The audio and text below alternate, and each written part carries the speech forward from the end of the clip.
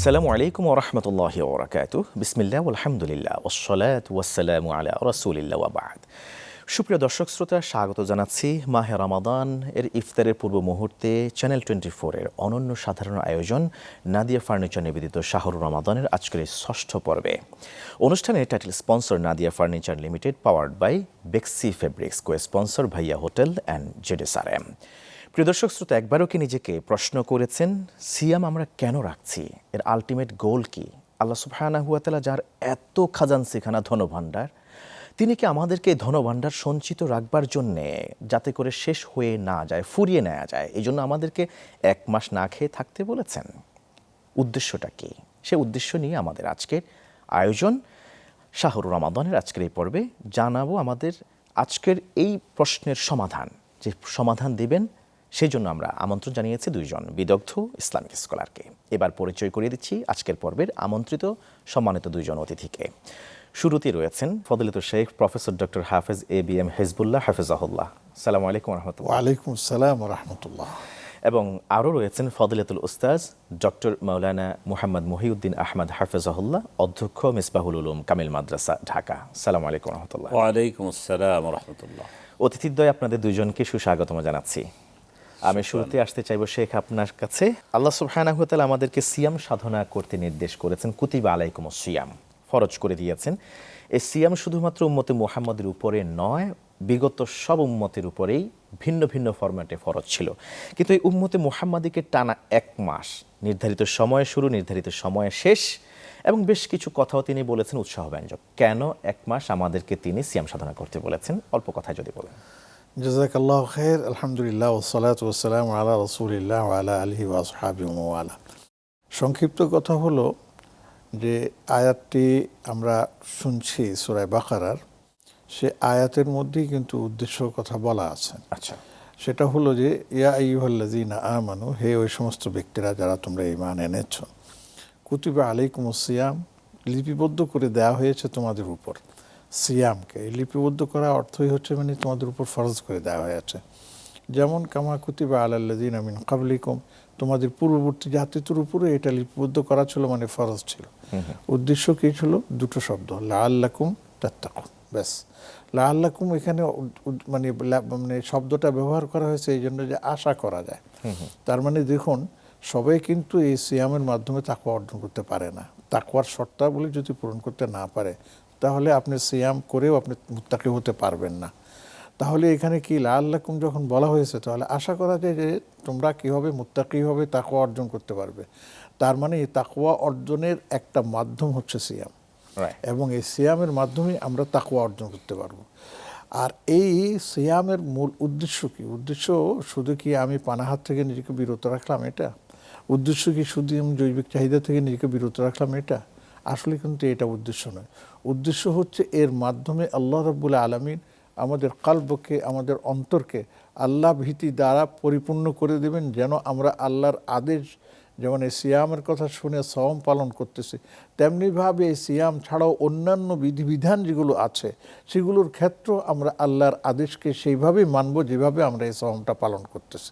তাহলে আমরা এই দেখতে পাচ্ছি যে এই রমাদানের এই রোজার মাধ্যমে আল্লাহ রাব্বুল আলামিন পুরো 11 মাসের যে আমরা নিজেদের অন্তরকে কলুষিত করে ফেলেছিলাম, সেই কলুষতা থেকে আমাদেরকে মুক্তি দিয়ে এটাকে আমরা পরিপূর্ণ, আমরা যেন এর নাম কি একবারে পরিষ্কার, সাফ সুতরা এবং তাজকিয়া যেটাকে বলে, আত্মশুদ্ধি যেটা বলে, সেটার মধ্যে এসে আমরা একজন মুত্তাকি বান্দায় পরিণত হতে পারি। চমৎকার করে আপনি সংক্ষেপে বললেন যে আসলে রোজার প্রকৃত উদ্দেশ্য কি।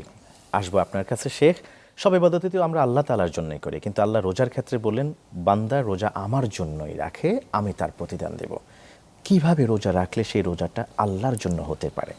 রোজাটা যেহেতু আস-সাওমু লি ওয়া আনা আজজি বিহি, রোজা আমার জন্য আর আমি নিজ হাতে এটার প্রতিদান দিব। রোজা রাখার জন্য আমাদেরকে প্রথমে নিয়ত করতে হবে দুনিয়ার যাবতীয় আমাল থেকে সম্পূর্ণরূপে নিজেকে এক সিদ্ধান্ত নিয়ে রোজার জন্য, আল্লাহর সন্তুষ্টির জন্য নিজেকে প্রথমে সিদ্ধান্ত গ্রহণ করতে হবে। ফাইজা আযামতা ফাতাওয়াক্কাল আল্লাহ ফাহুয়া হাসবুহু। কারণ রোজার মাসে যেহেতু আল্লাহ তাআলা পুরস্কার দিবেন, আর রোজার জন্য বিশেষায়িত কিছু ফাজিলা আল্লাহ রাব্বুল আলামিন দান, শয়তানকে তাকে শৃঙ্খলিত করা হয়, জান্নাতের দরজাগুলো ওপেন করে দেওয়া হয়, জাহান্নামের দরজাগুলো বন্ধ করে দেওয়া হয়। রোজাদারদের জন্য আল্লাহ একটা দরজা রেখেছে রাইয়ান নামক, সেই দরজা দিয়ে রোজাদাররা প্রবেশ করবে। রোজার জন্য একটা নফল এবাদতে, ফরজ এবাদতের সওয়াব রোজার জন্য এইভাবে করে একটা ফরজ 70টা ফরজের 70 থেকে 700 গুণ পর্যন্ত বৃদ্ধি করে দেওয়া হয়। রোজার যে বারাকাটা আল্লাহ তাআলা এত পরিমাণ দিয়েছেন, রমজান মাসে রোজা, ইফতার, তারাবি, সিয়াম সাধনা, তারপরে আপনার রমজানের শেষ পরে এতেকাফ, তার লাইলাতুল কদর, এই কোরআন নাজিল, এত কিছু মহিমান্বিত, এত কিছু সৌন্দর্য, এত কিছু বারাকা, এত কিছু নেয়ামা, এত কিছু সাকিনা যে রমজানের মধ্যে আছে, সেই রমজানকে আমরা ধারণ করব, এই গ্রহণ করব, সেটাকে রাখার জন্য আমাদের প্রস্তুতি থাকতে হবে সর্বোচ্চ। রাইট, আমি ঠিক এই পয়েন্টে ফিরে আসব। এরপরে আর কিভাবে আমরা প্রস্তুতি গ্রহণ করলে আমাদের রোজাটা ঠিকই আল্লাহ তাআলার জন্য হতে পারে, এ বিষয়ে ইনশাল্লাহ জানবো একটা বিরতির পর। প্রিয় দর্শক শ্রোতা, আপনারা দেখছেন নাদিয়া ফার্নিচার নিবেদিত Shahrur Ramadan, powered by Bexi fabrics, co sponsor Bhaiya hotel and ZSRM. ফিরবো মূল আলোচনা ইনশাল্লাহ তাআলা, তবে নিচ্ছি সংক্ষিপ্ত বিরতি, সাথেই থাকুন।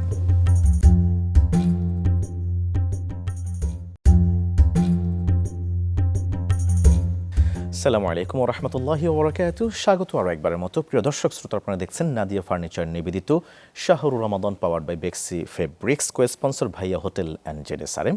আজকে আমরা আলোচনা শুনছি রোজার প্রকৃত উদ্দেশ্য কি।